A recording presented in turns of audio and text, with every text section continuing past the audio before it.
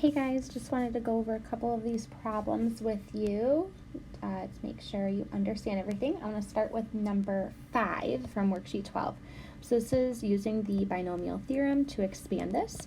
They want to raise it to the third power, so this is our n value. So we're going to start with our 3 choose 0, our coefficients, right? So our 3's choose 0, 3 choose 1, 3 choose 2, and then finally 3 choose 3.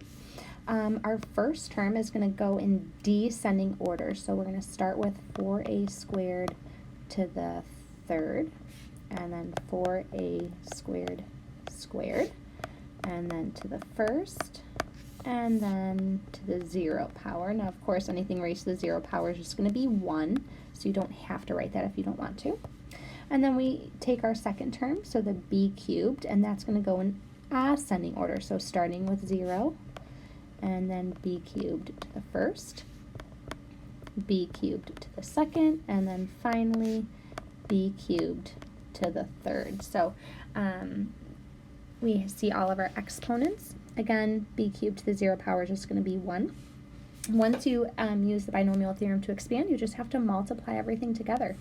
So 3 choose 0 times 4 raised to the third power is going to be 64. And then a squared to the third power is 6. Next one, 3 choose 1 times 4 squared is going to leave us with 48. They're going to be 8 to the fourth, and then b cubed. Next one, 3 choose 2 times 4 leaves us with 12, a squared b to the sixth.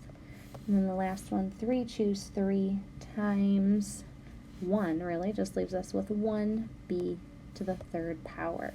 So this would be that binomial expanded out using the binomial theorem. Okay, so that's how you would use it straight out just to expand, but of course they're going to ask us more questions, more specific ones like this one. Looking at this binomial, can we expand it out to the fourth term? So the fourth term out of the 9, remember we always reduce by 1, so it's going to be 9 choose 3, and then we take that first term, the negative 2x, and the second term, the negative y, and this bottom number matches with this guy's exponents. This is going to be the 3, and since the exponents all have to add to 9, our other exponent has to be 6. So this is expanding it out, again, using the binomial theorem, and then we just have to multiply. So 9 choose 3 is 84. Negative 2 to the 6th power is positive 64, x to the 6th. And then negative 1 to the 3rd power is still negative y cubed. So we multiply across 84 times 64 times the negative, don't forget that negative, you get negative 5,376, and then x to the 6th, y to the 3rd power. Okay, so that was number 11, and then let's take a look at number 13. So number 13 just wants the coefficient of the term that contains x to the 4th and y to the 5th. Well, if we, again, out of the 9, we need to know what term, but we know that after we raise it, after we take here, the negative 2x will go inside, the negative y will go inside here. Whatever the exponents are, we want the exponent for x to be raised to the 4th. So this one's going to be to the 4th. We want y's exponent to be 5, so we'll put that as 5. Remember that these guys match, so this bottom number is going to be 5 as well. And so we can just, they want the coefficient, so we do need to expand out a little bit. 9 choose 5 is 126. Negative 2 to the 4th power is positive 16, x to the 4th. Negative 1 to the 5th power is still negative 1, y to the 5th. And so we multiply all those out. The coefficients come out to be negative 2,016, x to the 4th, y to the 5th. Now they only want the coefficient, so they only want that portion. Okay. All right, I hope that makes sense. Let's take a look at worksheet 13 and look at number 5.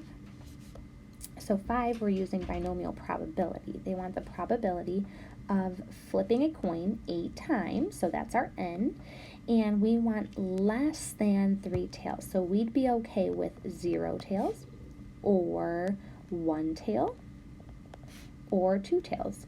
Less than 3 would not include 3. So we just have these 3 different scenarios that we want to look at. So probability of 0 tails, that would be 8, choose 0. Our success is flipping a tail, which is 0.5. Our failure would be our head, and that would be 0.5 as well. So 0.5 of flipping a tail for our success is 0, and then 0.5 for flipping a tail, our success, I'm sorry. So 0 tails would be 0, and then that would mean we'd flip all 8 of them would be heads. So that's flipping 0 tails. What about flipping 1 tail? So that would be 8, choose 1. That would be 1 success, so 0.5 to the first. And then the failure, that would be 7. And then plus 8, choose 2. We would have 2 successes, which would leave us with 6 failures. And so you would just multiply all of those out. You should get about 0.146.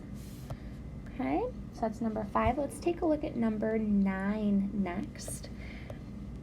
Number 9, we are taking free throw shots, and it says that we make 70% of our free throws. So for this one, a success would be to make a shot, and to make a shot, we have a 70% success rate. So that means a failure would be to miss it, and that percentage is 0.3.